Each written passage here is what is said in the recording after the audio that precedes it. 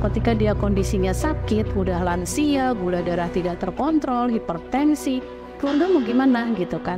Sedangkan jaminan kesehatan untuk JKN ataupun BPJS itu kan hanya pada level rumah sakit dengan klinik fase 1.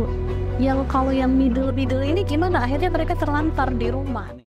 Merawat Indonesia, kita jaga bangsa. Merawat Indonesia, bersama kita. Mengabdi kamu tetap semua. Merawat Indonesia, bersama kita. Mengabdi untuk sehat menuju masa depan cerah. Hai sejawat perawat, selamat datang di podcast spesial Hari Kesehatan Nasional 2024. Pada kesempatan kali ini, kita akan membahas topik yang sangat menarik dan penting, yaitu peran perawat dalam memajukan kesehatan Indonesia. Perawat memiliki peran yang sangat besar dalam sistem kesehatan di negara kita, baik dalam perawatan pasien, edukasi kesehatan, maupun pencegahan penyakit.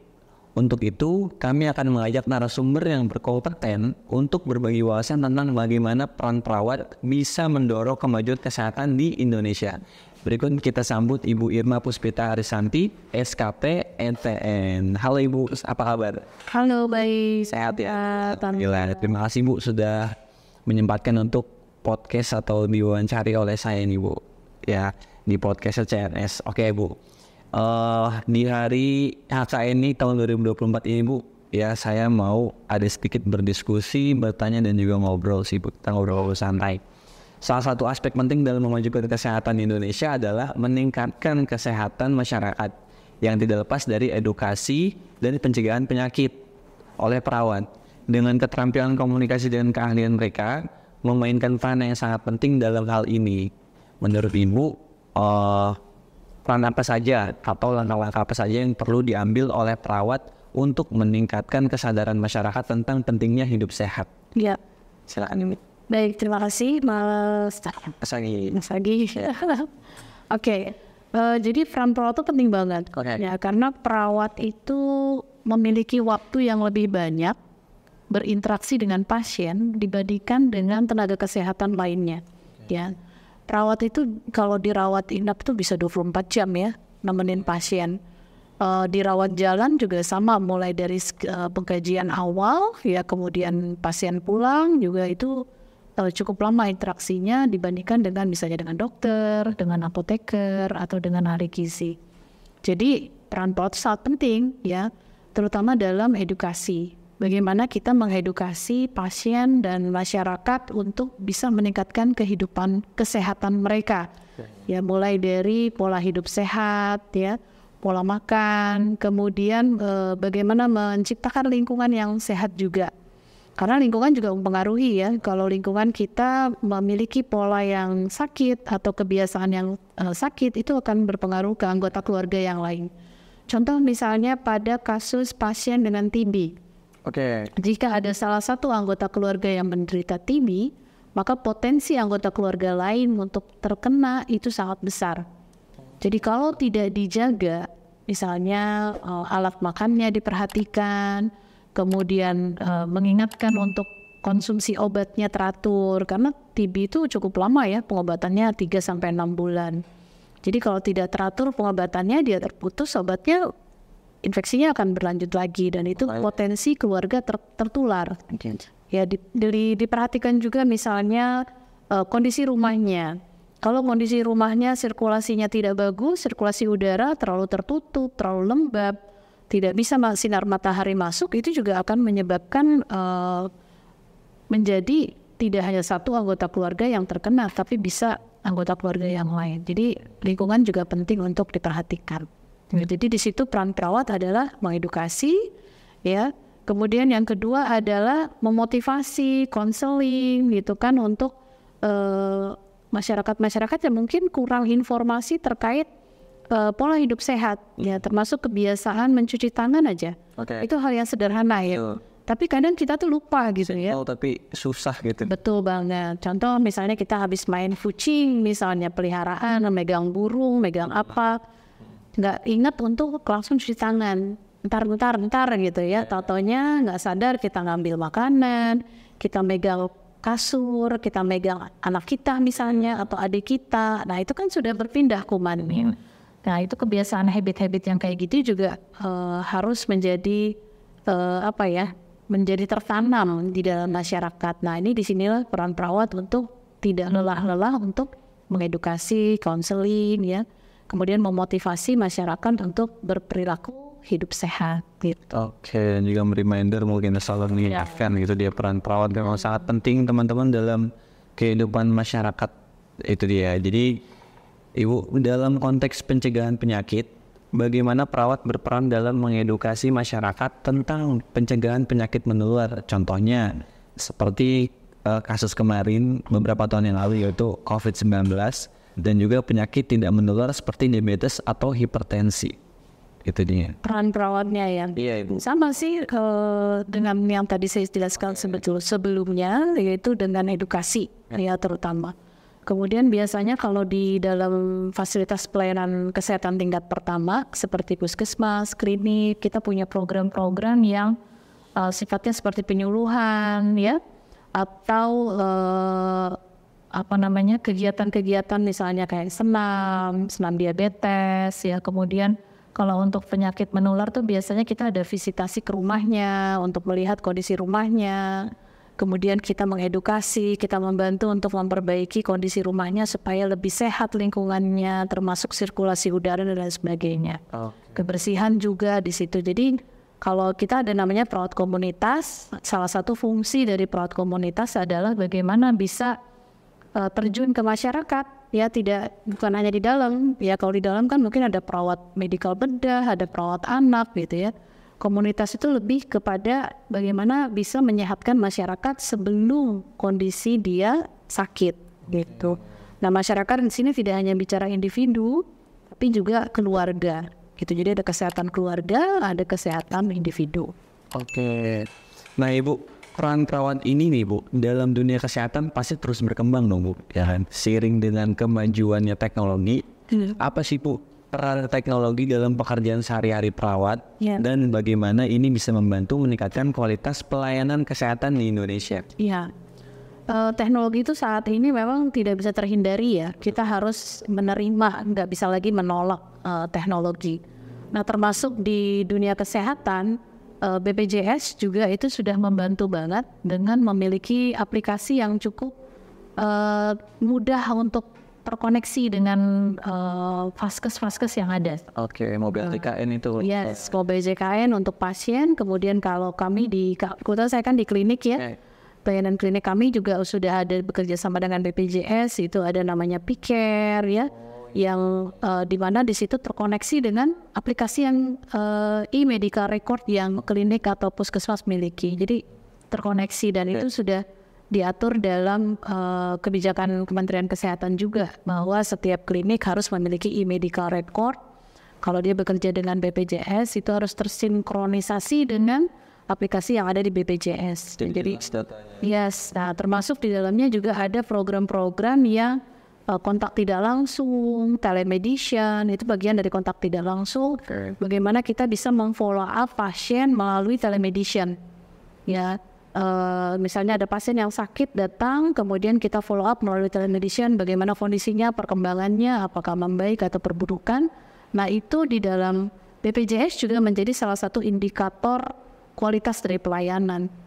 Jadi sudah sangat-sangat terintegrasi dan saya pikir pemerintah, Kementerian Kesehatan dengan pemerintah itu sangat mensupport, tidak hanya bicara tentang pelayanan kesehatan di tingkat rumah sakit gitu ya, tapi juga di tingkat vaskes satunya, klinik, puskesmas itu semua sudah semakin lebih baik lagi. Jadi teknologi luar biasa sekali. Luar biasa ya. Jadi betul kata Ibu tadi, kalau manusia di zaman sekarang itu nggak bisa menolak teknologi sih.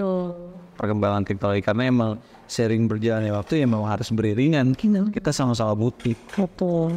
Nah Ibu, last question Ibu, pertanyaan terakhir Ibu, singkat, padat, pertanyaan terakhir dari teman-teman. Apa sih Bu harapan Ibu untuk peran perawat di masa depan dalam sistem kesehatan Indonesia? Apa yang perlu dilakukan agar perawat bisa berkontribusi dalam memajukan kesehatan masyarakat secara lebih luas?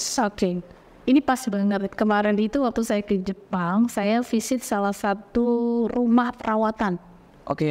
Jadi rumah perawatan mereka, Kamu namanya kalau boleh tahu? saya lupa susah dan Taeka di Hachioji, Jepang. Oke.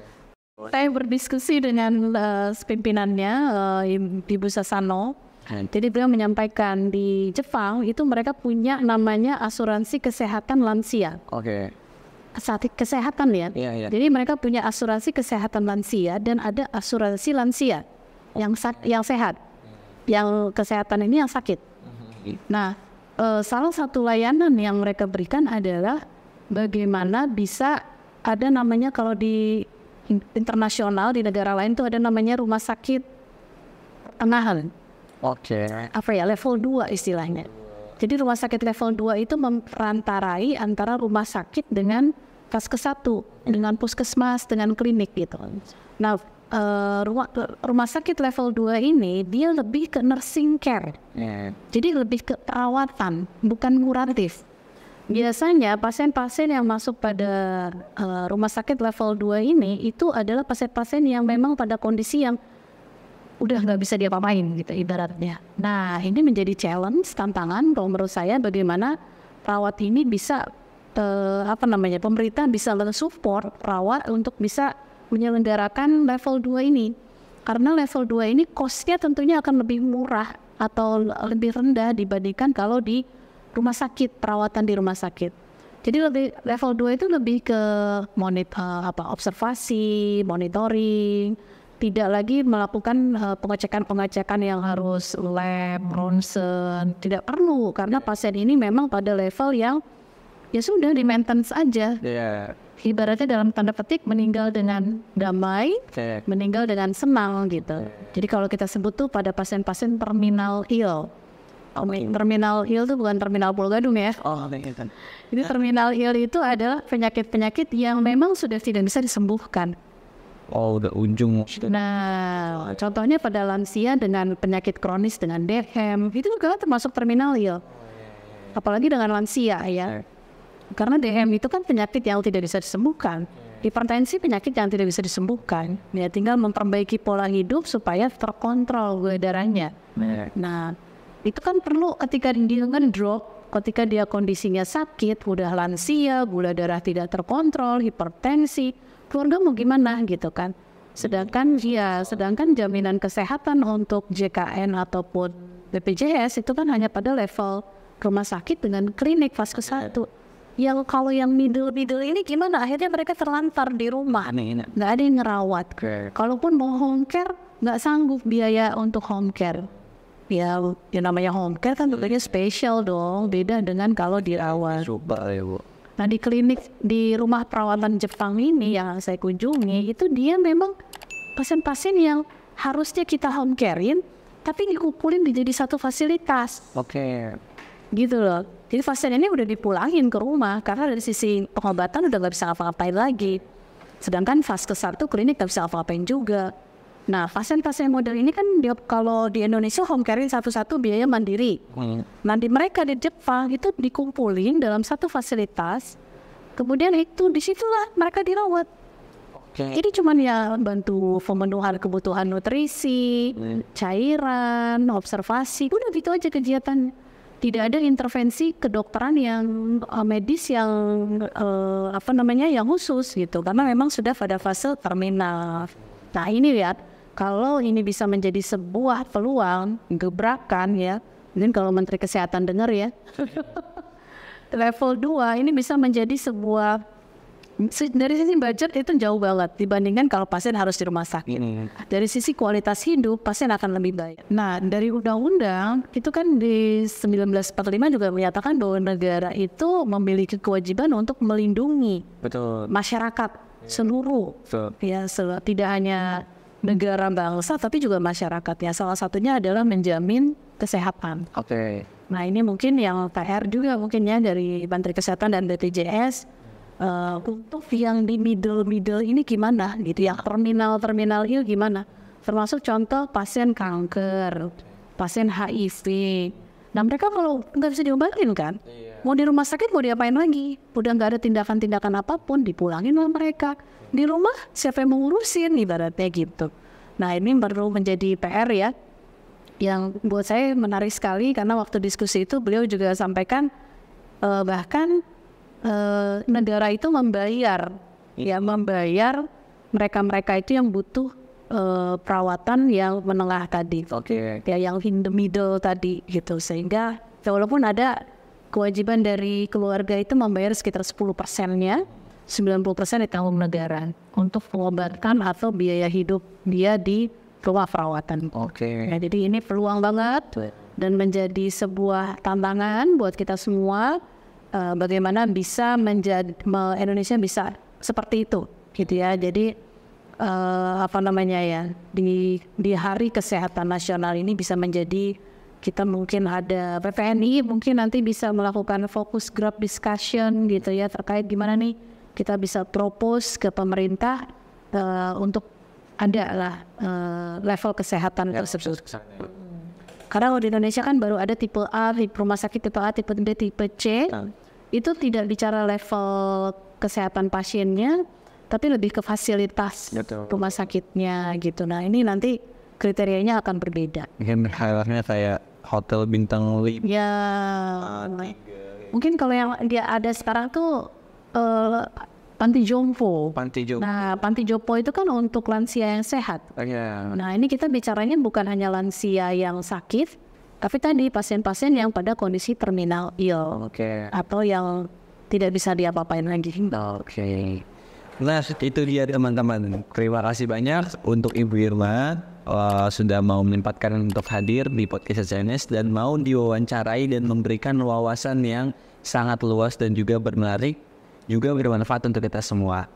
Terima kasih, semoga percakapan ini memberikan pencerahan tentang bagaimana peran perawat sangat vital dalam memajukan kesehatan di Indonesia, baik dalam pelayanan sehari-hari, pencegahan penyakit, maupun edukasi kesehatan. Dan terima kasih juga kepada sejawat perawat yang telah mendengarkan podcast kami. Semoga informasi yang disampaikan bermanfaat untuk kita semua dalam terus memajukan kesehatan dan mendukung peran perawat di Indonesia. Sampai jumpa di next episode. Sejawat perawat, dadah. Salam sehat. Salam sehat.